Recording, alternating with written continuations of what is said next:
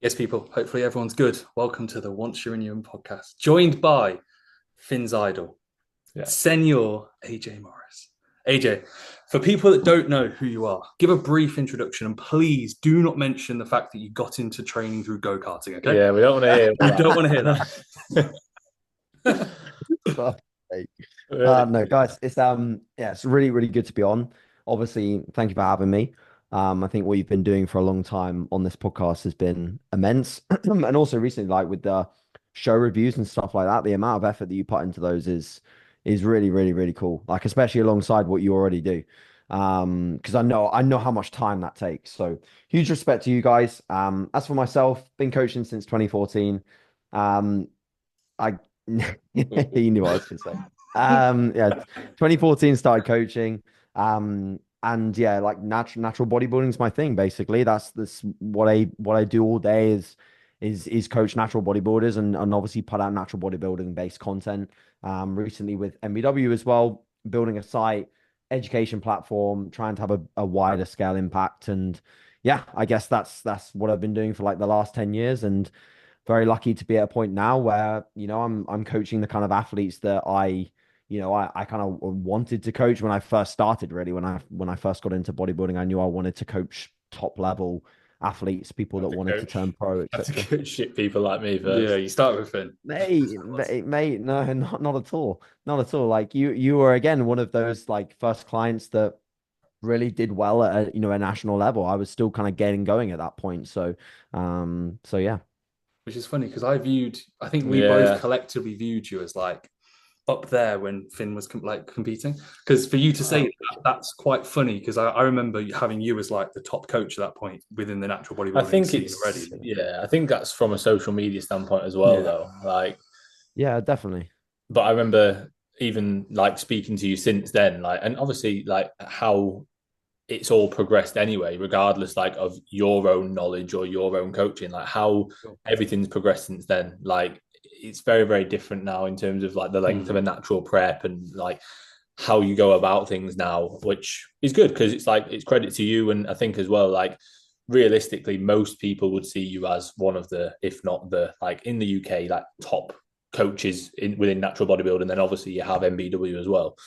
So it's cool to see how because we don't really talk much, but I think we know there's always like a mutual respect there of like Absolutely. how well you've done and how sort of I've always been a very big advocate of you. That's why Reece said he had to do the intro because I'd be starstruck. That's funny to be fair. AJ, how was Finn as a client? What was he like? Yeah. Honestly, like no, like jokes aside, like really solid. I think that the best thing, and I think you guys will agree, it's like the best thing when you get a client is like your ability to connect on a level with them, like, and it doesn't have to be like your best pals, but like you just have to like get on well, and like you're able to not just communicate well, but you're able to also have a laugh, have fun, and like that's something like we obviously like trained together way back, and then Finn copied my joggers, I think. Did you Um, shoes? Struggles. The yeah. the old school ones that you got out of Mate, like Lost Property. I've never worn those. Mm, Oh, the ones that we cut off. That was yeah. more like a George Osborne thing. He cut the bottom of it. But No, no, I'm just I don't kidding. wear those baggy. Um, yeah. Not yet. But no, honestly, in terms of like, yeah, hitting it off and just getting a good friendship going, I think that's like one of the most important things. So yeah, and that was something obviously I was able to develop with Finn very quickly. And that's why we had great success is that kind of coaching relationship. And I also think like it then helps to also be able to sort of not just help them with like being able to progress in their own journey, but also to give them a platform to be able to move on and do greater things like Finn has very much done.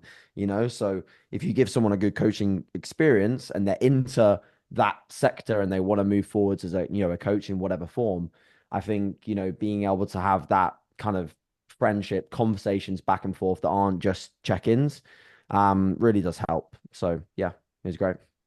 Yeah, I would say like I remember like when people ask me how was it being coached by AJ, and I'm like, oh yeah, it was great. But the most important thing was like just the standard that you set for me to then like set the standard for my clients. And it's the same now with like Josh Campbell, for example. Like Mhm. the Yeah, standard that he yeah. sets himself for coaching and so on. Like you build great Yeah. relationships, but that you're also like almost trying to help them, in their own sort of business and life and stuff. So yeah, as always, mate, I do say like I appreciate what you did for me back then very, very much. Because yeah, I don't think I would be where I am now, to be fair. But based on like competing, and even just like putting me out there a little bit more, like training with you and things like that back in the day, like obviously has definitely helped. So appreciate it, mate. I think one clear thing there though is like work ethic can't be taught, like it's like with both of you guys, like you work extremely hard. And like with Josh as well, like the reason why he has so much success is because he works his ass off, So like it's yes, you can have, a coach or a platform or a little bit of a spring forward in whatever way, but if you've not got the minerals to like work super hard and obviously have passion for it as well, like you're not gonna get very far in this industry at all, because it is very difficult to make a name for yourself. You basically have to kind of work a lot harder than anyone else is prepared to. That is it, isn't it? Like we'll get people ask us on the podcast about like getting clients or whatever it is, and it's like we literally always say like we don't actually know how we've got to this point. We just kept going. You know what I mean? Like there's no like blueprint other than we just keep doing the same thing every day and just do it. Business mental. Yeah, we all three got business mental. That's all we did. I've got my like 10K trophy back there. To be fair, it's funny because like if Finn hadn't competed that year, I would have probably waited till I was the last year as a junior, which would have been 2022, which would have potentially put me in a completely different position now because I competed the year before. Because I was like, well, Finn's 2020, I might as well do 2021. Because I was initially thinking I'll probably compete as a junior, but I never really had the conversation until I saw Finn on stage. So if Finn had never gotten in contact with you, things would have been different. So AJ, thank you ever so much. Ever need a favour from either of us, we got you. So we've had a bit of it's been a nice start. Want to get into the weekend that's just gone. Obviously, you had a great weekend, mate. So you had 2 clients on stage. Were they both planned? Because I didn't really mention too much about it. In total, I actually had 4 clients on stage. Oh, my bad. Because I had Greg White in WNBF Ireland. I had Nick Hanna in Australia, where he won the overall. Loves the podcast. Shout out to Nick. Yeah, big Nick. I mean, Nick loves everything natural bodybuilding, man. It's like a lot of people refer to him as like a natural bodybuilding podcast. AJ, on it. AJ. Oh, sorry. Okay, sorry. You're not loves... No, I thought it was natty. We'll get the polygraph out for him later. But yeah, like what was I saying? A lot of people refer to him as like the Australian Jack Thorburn because like he puts all of his meals and like the exact time he eats it on his story every day without fail. So, but yeah, so I had Nick, had Greg. So I was obviously in like frequent communication with them. Obviously, with Nick, it's like he's on stage kind of very, very early doors. So I kind of woke up, made sure he was okay, and he cracked on. I'm looking forward to Nick getting in a lineup where there's more of a challenge for him because like the shows he's done so far, he's won them quite comfortably. Being honest. Yeah, we mentioned that about the standard not looking the best from the people he's up against. Either that or he's a freak, but he's not really a genetic. He's good, but yeah, he's not a freak. I don't think, is he? Agreed. I think he'll be put to his tests hard when he does WNBF Nationals in Australia. That'll be harder, and then he'll also do WNBF Worlds, which will be a lot harder. So yeah, but I still think honestly, like, no, he's very good. Toughest natural bodybuilding shows are all Europe. They're all Europe. This one was also quite good, the UAE, but it's not quite on Europe's level just yet. So how was this show? So obviously you had Donte and Qais. We did a podcast yesterday, mate, about like people that won pro cards and stuff. So we won't like go, oh, this is Qais. Like people will know. So yeah, feel free to just give us an update on like how the whole show was, your experience with it, and obviously how the boys got on. Yeah, sure. So amazing show. 2 presidents of this federation, Charles and Carl, both really cool guys, really in sync with where natural bodybuilding needs to go. Both very passionate about it. And you can just tell that, like, like even though they were busy judging and stuff, they made the time to like come and say hi and thank me for coming to the show. And they're all like aware of the clients I was bringing across, and like, if I'm honest, like I don't often have, the expectation that that's going to happen at a show, but it is actually nice when you've traveled, a long way and invested a lot of money and time to actually have someone come and say, look, like, thank you. So that was really cool. Again, something it's not expected, but it's cool for someone like me to get that. And then that tells me a lot about where they're at as well, because it shows me that they want to keep people coming across and keep kind of the passion sort of flowing into natural bodybuilding a little bit more, which was represented in the quality of the venue, the quality of the investment of this huge screen that they had with like the Burj Khalifa in the background. But it was like not a screen that just ruins the stage lighting. It was a screen that actually complemented the stage lighting. So you could tell that they didn't just invest a load of money in a screen and make it look all like fancy and stuff. They put the investment into the screen and then tested it with like people on stage, probably because the lighting was actually really solid. So yeah, like I mean, the only thing that I'd say was maybe something that I would have liked to have seen that would be better would be just more people in the crowd. There was just like not quite for the size of the venue, there wasn't a huge representation of people watching. And I don't know whether that could be something that could be fixed by, I don't know, just like a continual growth of natural bodybuilding or more promotion on like actually coming and watching it. Cause there was like 700 people on that like free live stream at the end for the pro show, but there was, I don't know, maybe 50 people in the venue, 60 people.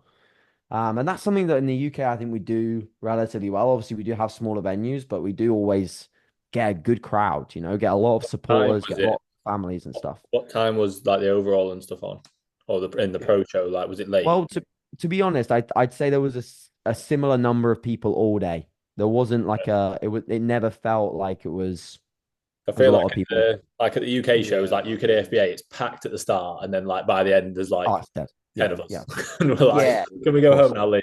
Lee, please Yeah. just wrap it up." Yeah, no, of course. So I wouldn't expect that, but like throughout the day, there wasn't any point where it was like super packed, even for the sort of first few categories. But yeah, organization of the day, backstage space, um, very solid. The glazing probably wasn't the best from the tanners, so I glazed Donte and Qais, which I would think you boys would probably already agree. Like, I'd always recommend that as a coach. Like, if you can get backstage and Yeah, you every can time. glaze, please do it. Did you take the olive oil spray across, or did you have to get something different? Funnily enough, for this one, I used polished as, and it worked incredibly well. So it was like a combo of the hot stuff, the Protan hot stuff, which Kez really likes, and then I just used it also on Dante. I find that hot stuff's good for men's physique guys, like through the delts and stuff. But like when if It I looks a don't, bit wet sometimes. yeah, I don't like. I get a bit midsections and worried like using it for legs. bodybuilders because I don't want them to get Sure. like, especially if you Too put it on the sweaty. legs or You get a midsection. streak Yeah, that runs down from like the hip to like yeah. the knee and stuff. Yeah. Well, with Dante, I didn't really find that too much. But I really was not putting very much on him. Because we'd never used it before, but Kez had. So I put like a small bit on, and I found like it kind of for him, it kind of acted as a bit of a glaze anyway. So he didn't have to end up using as much glaze. But yeah, like on that topic, just definitely as a coach, try and do the glazing as much as you can yourself. Yeah, we always do that, don't we? We've had shows where, like, again, this is no disrespect to like any other athlete or coach, where we'll literally get clients placings or wins because we just forced our way backstage and we glazed them ourselves, and it's like they look way better than anyone else because of that. And I've also been on Yeah, no stage with surprise. no glaze. Yeah, you were on stage with no. I was on stage last year with no glaze. PCA Uh, wouldn't glaze me. and you looked awful as well. I know. Yeah, I it beat, was I just- beat it was AJ, so- I beat the now IFBB Pro as well with no glaze. Crazy. Wow. Back to men's You physique, should I put go. that, Back you to should men's put that physique. in like a bio or a caption or something I at want least. to be Let people know. With no glaze. Without the glaze. The glaze is what made it. Imagine the glaze. What would the What the other comment that I'll have on the show is I think a lot of people will look at the amount of pro cards given out and think that there's like a lot. Um, and I think I do agree from some perspectives. I think that four is a lot to give out one show. There were a lot of competitors, and the way that it worked is there was five men's physique classes and five bodybuilding categories, and then the top two from each class would go into the overall. And in my head, I was like, why the top two? But then obviously I found out that four pro cards, so obviously makes sense to have, because in one of the classes, like first and second got pro cards. Yeah. And yeah, I mean, so in one way, I kind of don't agree with that many because it kind of means that there is definitely one or two that aren't quite ready to be a pro. And then it kind of, if they then make their pro debut off of excitement on that day, they then can't compete as an amateur anymore ever again. And I think for some people that does kind of stops their bodybuilding seasons maybe a bit sooner, because they then realize that it's like the pro leagues like it's like completely different level, like completely different. You know, there's the genetic elite in those top fives, alongside people that have been doing this for many years and just worked very hard, of course. But like a lot of them are the genetic elite. So then you go from like an amateur winning shows or placing top two or whatever, and then you're like struggling to make a top five, and it really does kind of throw some people off, especially if you've been doing it for a while. Obviously, for someone like Donte, like he's 22, so it doesn't matter where he places in a pro lineup right now. Um, so yeah, I think the ones that deserve it, great, 100% they should get them. But I think maybe there should be more deliberation as to like, okay, is this person actually going to be a pro worthy physique? You know, not necessarily right now, but like maybe in like a year or so, could they even be that? Because there's people that in a year or so, or 2 years or 2 years or whatever, an off season, they're still not going to be a competitive pro in like, you know, a one off season away, and you can probably tell that. But then I also agree that getting the pro cards is good, because it kind of bolsters up the pro competition a bit, because we've not got really enough pros often in the mix and doing pro shows. So when you have a pro lineup, if there's like 4 or 5 people in it, that just kind of sucks. Yeah, they're Whereas if always you have quiet, like, aren't they, the pro shows. They're always yeah, exactly. So, but even if you have like 15 people, and it's pretty cool. So yeah. We were literally saying yesterday about Donte. We were saying like how he Uh-huh. obviously deserves it because he looks incredible. But do you think it's too soon in the sense of it's what his third ever show? With the way that he's responded so soon and so quickly, one off season, and he's going to be competitive in pro lineups. Yeah, he is. He Well, is. one off season. He's that kind of guy that's going to have an off season, very productive, and come back and be significantly leveled up, because there's no doubt about it. He's grown at points in this diet alongside the growth that we achieved in the off season. Like there's no way it could have been just the off season that put on some of the new tissue. So like at the very start of his prep, I was confident he was still growing. Um, like he's kind of he's got a very very very quick response in my opinion. So I think he'll blow up very quickly if he decides to stay in this realm. But I don't know. That's your conversation to have with him. He can discuss at length whether Go what's his down the plans. enhanced route potentially. Then has he mentioned that?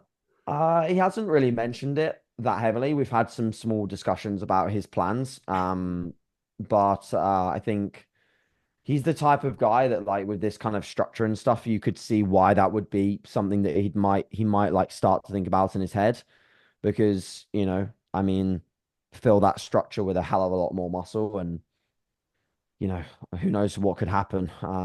But at the same time, he could also do I mean, my opinion as a coach, if you want to hear my opinion is that take a year to 2 years off season, come back and do one whole season as a pro natural when he's like 24 or 25 years old, and then make the decision from there. Because I don't think I mean, Reese, you might disagree. I don't know. You know more than No, me, no, I fully but agree I with don't think that's too late to have a good stab at it. No, I fully agree. I think if you look at the rate of progress he's made, I mean, I've seen some of the reels he's posted from like 2 years ago and a year ago. Yeah. Yeah. And like the progress he's making as a natural is not indicative towards, okay, you've maxed everything out and you now need to go towards the enhanced I side. don't think anybody Yeah. has at 22. No, Like, definitely No, not. I agreed. Yeah. And I Yeah. think how far can you push the envelope naturally? And then when the time is right, if that's a decision to be made, give it time. Like there's no need to rush. Like you've had a wicked first season. I feel like again, all you do is you go from like you build yourself up the ladder and then you're right back down at the bottom. And that's, in my opinion, at 22, 23, however old he is, like just give yourself time and enjoy the journey. And Yeah. at the end of, let's say, the day when he's 30, he's probably going to be in the exact same spot, which is probably an IFBB pro and as a very, very good one if he was to go down that route. Yeah. But yeah, it's I fully agree with what you're saying there. If you were to say anything about Donte, like when it comes to, let's say, personality traits, things that maybe people would look upon, and I'm going to guess you just say consistency. But is there anything that stands out when it comes to working with somebody like that? You know what? It's probably the exact same that a lot of other people have. It's the ability to work without overthinking the whole process. Mm. And it's it's just like, if you know the term like stoicism, which is basically like being like super level-headed and very chilled and calm under pressure, he's like super, super stoic. Like on a show day, like he's just almost too chilled to the point where he doesn't really like understand where he needs to be backstage when he's like he needs to be there to compete, you know, like he's just so chilled and relaxed. Um and that helps him massively because he doesn't struggle with like sleep or switching off. Of course, he has, you know, the occasional moment, like a prep head moment where he doubts himself, but his overall ability to stay calm under pressure is just elite. Very, very good. And like I say, he's not like a hyper analytical kind of guy. He's the type of guy that will, with his check-ins for like the daily check-ins that we've been doing the last like 5, 6 weeks, send his pictures, send his way, and that's pretty much all I get. That's pretty much all I get. He doesn't try to tell me how he looks. He doesn't give me an essay about what went on in his day. He just tells me any pertinent details and his pictures, and that's all he needs to offload to me. And then I tell him the game plan and he executes the game plan and doesn't ask They're many the questions about the game plan. easiest client. Like, yeah, Yeah. it's nice when that's the case, when it's just like simple data. Here's my body weight and like here's my shots. And I trained well. And if there's any massive issues, they'll tell you. But That's otherwise, it. they just crack Mate, it on. you know what? It's like that allows him to be coached Yeah. because the difficulty when, and don't get me wrong, like I like getting more feedback and I like people being, you know, honest with how they feel like they look. But when someone tries to give me a lot of feedback as to how they feel that they look, it's hard as a coach to sometimes completely ignore, separate that feedback from what you know is like what you're looking at. Said that It's before. like When you have a it's like client every day telling you I'm like, flat. yeah, I'm this, I'm that, I'm this, I'm that, and it chops and change because that's normal in a prep. yeah, Your yeah. like your ability to actually identify where they are and like what decision to make is so much harder than if they just, like you say, keep it simple for you. Yeah, I think one of the big things that I often do there, and it's sometimes hard because you open WhatsApp and if it's a text format message, like you can't help but like just it's there and you see it.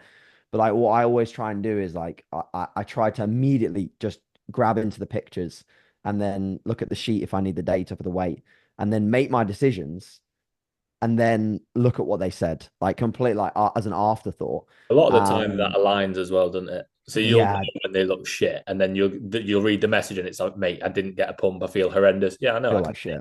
like, yeah, Yeah, 100%. So yeah, but yeah, he's just very good at all of those things, to be honest. Like very much like Josh Kenyon's another good example of just someone that's like ridiculously, ridiculously chilled for a young guy as well, you know. These guys are often very chilled. yeah. So what about Kez? We've obviously had a bit of a chat about Donte. Kez is a good friend of the pod, isn't he? Yeah. We do like Yeah, him. So yeah, yeah. give us a bit of an insight into Kez and obviously how long you've coached him and stuff like that. It's been quite a while, Sure. hasn't it? Quite a while. Yeah, it's been since 2018. 2018, I've been coaching Kez. So yeah, we kicked off in 2018, like with the goal of just getting on stage. Um, Obviously did his first prep, came third at a qualifier, didn't place in the British finals, was very gutted about that. I thought he should have placed in that British. We actually had some chats about that at the weekend. And then he came back in 22. And in 22, that was the year he won the overall at the Northern UKDFBA and then won the overall at the won the men's physique class at the British final. And then in the overall, it was the year where like Jovan and Josh Josh Atonze is his Ortiz. name. Oh, Yeah. Ortiz. There it is. It's actually in the comments there. So yeah, he was like, you know, second place in the overall or whatever. So yeah, that was an amazing year. I think obviously his confidence kind of like built a lot from that season. And I mean, Kez is like such a great guy to work with because another like primary example why I love working with Kez is that he's just so like uber grateful. Like he'll always thank me for everything. Even his parents will come up to me at shows and like thank me not for just the you know coaching, but for the impact that I've had on him as a person. Like they see a deeper meaning behind the coaching than just, coaching. Yeah, he's just one of those super, super grateful people. And like, he gives much more information to me than someone like Donte, but he's very good at being able to decipher what is necessary information and what's overkill. So he gives me like kind of everything that I need without it being overkill. He does definitely. We had some weeks leading into this one where he was having a lot of self-doubt, and I think the big difference this prep has been that he's had the posing coaching going alongside, and that's been very intense. Like I was talking to his mum about how intense his days are. Like, he still works like his normal job, comes home and then fires out posing until like 10 p.m. Yeah, every he's single very day. busy, isn't he, at the minute? Very busy, very busy. And he doesn't, he's very like go, go, go, like even on show day, like he was, checking on clients that were competing in the show, voice noting people on his phone about their shows and congratulating them. And, it's like he's always on the go, which, I can relate to how much pressure that can put on yourself when you're also someone that people are looking up to and people are like, getting advice off. You want to do well because you want to prove that your methods work or whatever, So like he was definitely very kind of a little bit more anxious, I guess. But no, he crushed it this time. I think this was by far the best he's ever looked. Like I was really, really, really happy with the look. He could have been a bit fuller for sure. We've kind of analyzed that. He could have been a bit fuller, but the thing with Qais is like just getting the midsection looking crisp is like the biggest thing that we need to like get 100%. And if we get that, his delts and arms and even his back, now that we brought that up, it's sort of like quite bubbly that he still looks good, even a bit flatter. Obviously the weakness is the chest, but he poses so well that even someone that was second in his actual class had like the exact perfect like top line for men's physique, the really full like upper chest. But he beat him because he was one leaner and two also presented through the strong points of his physique so well that he made himself look wider than the guy that was actually way bigger than him. So posing makes a massive difference, and he's very good at it. Posing coaching available. Yeah. Aesthetics. Yeah. He's good. Right. Is there anything else you want to cover, or should we ask some questions? Yeah, AJ, we've got a few some questions. We mate. put a Are you last okay minute for time? A last minute question. Yeah. Go for it. Go for it. Cool. So first one, mate. Okay, prepare. What made you start bodybuilding or fitness? Don't tell us the please, mate. I'm braced. Come on. That's a great question. Not for the 12th back in.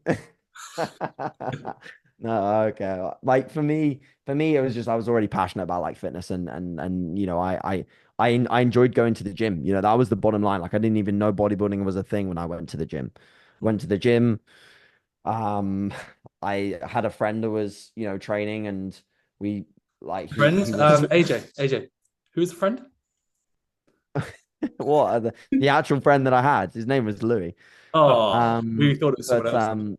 Yeah, he was like the first kind of bodybuilder that I ever met, and he was someone that wasn't really preparing for shows, but he was treating it like a lifestyle, and he kind of like he was like probably someone that I had this like kind of the idol, the kind of like I think we always have in like some aspects of life like a kind of like a god figure in terms of like someone that just initially inspires us to like do shit.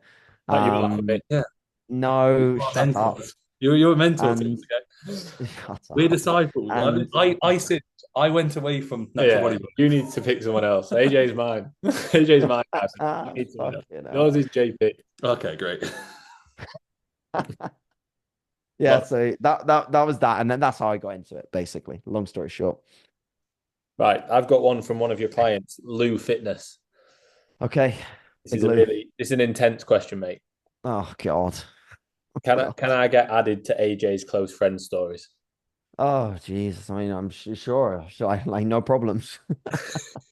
He's missing out. There's all not, about there's him, not much on there. No, they're all about Lou. They're all about you, mate. You can't be They're just complaining about his check-ins. I got one as well from Oren O'Neill. Yeah. What goes through his head before his Cybec hack sets? Not one of these questions. So, honestly, I'm not really thinking about much, to be fair. like I don't think you can think about much. You just have to do, you know?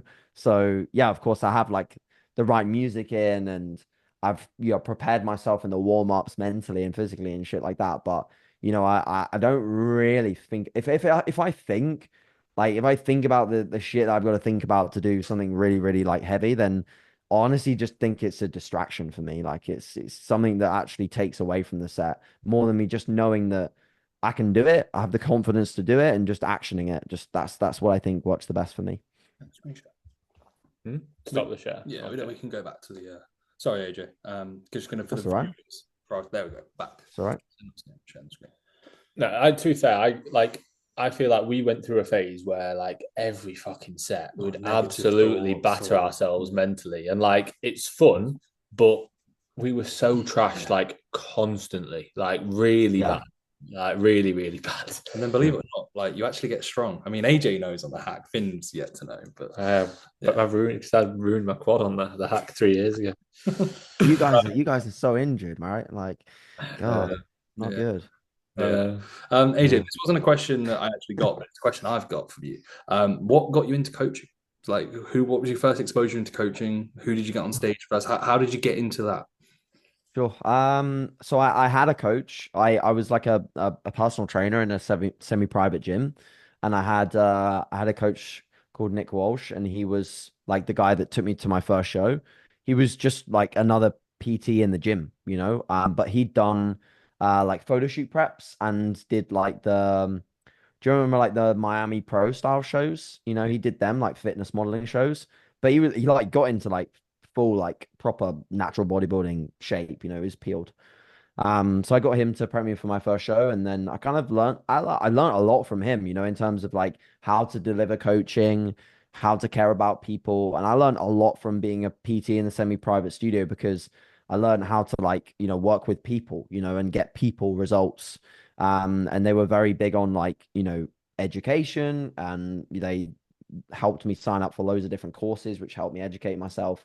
So I was very lucky with that because it wasn't like the regular sort of like, chain gym PT. It was like they actually helped me with my education a lot and showed me how to coach well. Um, and then yeah, I obviously did like my first show with the BNBF because there was other boys that I'd seen compete with the BNBF on YouTube. That was it. I literally saw a guy that had competed on like some of the BNBF shows as a teen. I was like, I want to do that. So that's what I did. That's how I got into things. That's cool. Yeah. That's the next one. What the Why did Qais bottle the pro show, mate? Typical United from Josh Coggan. Oh God. Mate, he was having like some unbelievable cramps. So what's happened a lot in the off season with Kez is he's got like this ab cramp when he trains abs. And I saw it like backstage, and it was bad. Like it was like he couldn't hold like his midsection at all. And the problem was he said that he wasn't really stressed, but like I could tell he was getting, I mean, I would get fucking worried if my ab had started cramping and like I couldn't then flex anything. So then he was getting like cramp in other areas as well because he was just obviously having a nervous system response because he was stressed.